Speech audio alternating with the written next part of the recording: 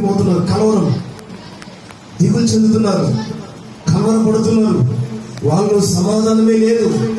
వణికిపోతా ఉన్నారు. కనిపెట్టుకుని లోపల కూర్చున్నారు. 1 డే ఫస్ట్ డే అయిపోయింది, 2వ రోజు అయిపోయింది శనివారము, 3వ డే ఆదివారం వచ్చింది. అంతకుముందు శనివారం ఆరాధన జరిగేది. శనివారం సపాతు అంటే శనివారము విశ్రాంతి. శనివారం జరిగేది ఆరాధన, ప్రార్థన. ఎప్పుడైతే యేసుక్రీస్తు ప్రాణం పెట్టి ఆదివారం తెల్లవారుజామున తిరిగి లెగించాడు, పాతవి గతించడం సమస్తము కొత్త వైపు ఎడిటింగ్ చెప్పలు కూడా ప్రభుత్వం కనపరిచింది. మళ్ళీ మన శనివారం ఆరాధన 7th డే అని చెప్పేసి కొన్ని చర్చలు పెట్టి శనివారం ఆరాధన చేస్తున్నాం. 7th డే అంటే 7వ దినం ఆరాధన చేస్తా ఉన్నారు. మన శనివారం ఆరాధనలో పోకూడదు. పాతవి గతించడం ఏం చేయాలా? కొంతమంది కూడా ఇంకా ధర్మశాస్త్రం పాటించే ఉన్నారు. ధర్మశాస్త్రం మనం పాటించగలమా? ధర్మశాస్త్రం మనం నెరవేర్చగలమా? ధర్మశాస్త్రం నెరవేర్చే శక్తి మన దగ్గర ఉందా? దావీదు సైతం కూడా పడిపోయాడు.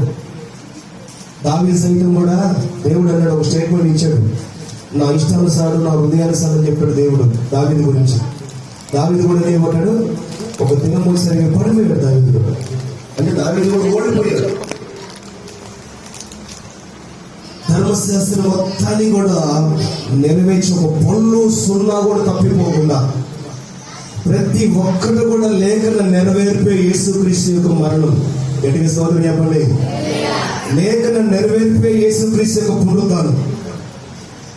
అక్కడ కీర్తన గ్రంథంలో ఉన్నది, నీ సజీవుడు నీ యొక్క పరిశుద్ధుడు కుళ్ళు పట్టడు. పరిశుద్ధుడు కుళ్ళు పట్టడు. యేసు దేహము కుళ్ళు పట్టలేదు. మన దేహం సమాధిలో పెట్టబడితే 2 రోజులు 3 రోజులకి కుళ్ళు పడిపోతుంది. ఎంత అందమైన దేహమైనప్పుడు కూడా, ఎంత విజయవంతులమైనప్పుడు కూడా, ఎంత అధికారం గలమైనప్పుడు కూడా మన దేహం మనం చనిపోతే వెంటనే మన దేహాన్ని పూడ్చిపెట్టడానికి సిద్ధపరుస్తూ ఉన్నారు.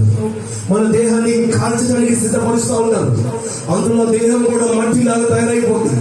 అందులో దేహం కూడా బూడిదలాగా తయారైపోతుంది. గంట కనిపించదండి నీ దేహం. మళ్ళీ మన దేహాలు ఈ లోపల ఊపిరి పోతే గంటకి కనుమరుగైపోతుంది. ఇది కనిపించదు. మన దేహం భూమిలో పెట్టబడితే, ఆ సమాధిలో పెట్టబడితే వెంటనే పురుగులు వస్తాయండి. వెంటనే పురుగు పడతాం. లోపల వచ్చి బాడీలో వచ్చి పురుగు పడతా, వెంటనే పురుగులు వస్తాయి. లోపల వచ్చి పురుగులు వచ్చి మనం తినేస్తూ ఉంటాయి. చాలా దారుణం. నేను అక్కడ మా ఇంటి దగ్గర సమాధులు ఉన్నాయి. మా ఇంటి అవుతుంది చాలా దూరంలో, కొంచెం దూరంలో సమాధులు ఆడుకునే వాళ్ళం, సమాధులు పడుకునే వాళ్ళం. అమ్మ నాకు భయమే లేదు. సమాధులు పడుకుంటాం, సమాధులు ఆడుకుంటాం. రాత్రి పూట 10 కూడా సమాధులు పోతాం. ఆ రోజుల్లో బాత్రూమ్స్ వెళ్ళాలంటే సమాధులు తినేవాళ్ళం. ఏ భయం లేదు. హ్యాపీ సమాధం ఉంటుంది. చాలా చక్కగా ఉంటుంది. అక్కడ ఆడ దయ్యాలు ఉండవు. దయ్యాలు ఎక్కడ ఉంటాయి? సమాధులు దయ్యాలు ఉండవు. ఎక్కడ దయ్యాలు? దారిలో తిరుగుతా ఉంటాడు. దయ్యాలు సమాధులు ఉండవు. గాల్లో తిరుగుతా ఉంటాడు. వాడి పేరు గాలు. వాడు పచ్చినోడు కూడా గాలోడు అయిపోతాడు. ఆ దయ్యం కానీ గాలోడు కానీ పట్టడనుకోండి, వాడు కూడా గాలోడు అయిపోతాడు. సమాధిలో దయ్యాలు నివసించడం చాలా ప్రశాంతత ఉంటుంది. అక్కడ మీరు సమాధులు ఆడుకునేవాళ్ళం. స్కూల్కి వెళ్ళాలంటే సమాధిలో ఒక మధ్యాహ్నం 12 గంటలైంది, మీరు 2 పాపకండి తలగ పోసుకొని అడుకోవాలని చెప్తుంటారు.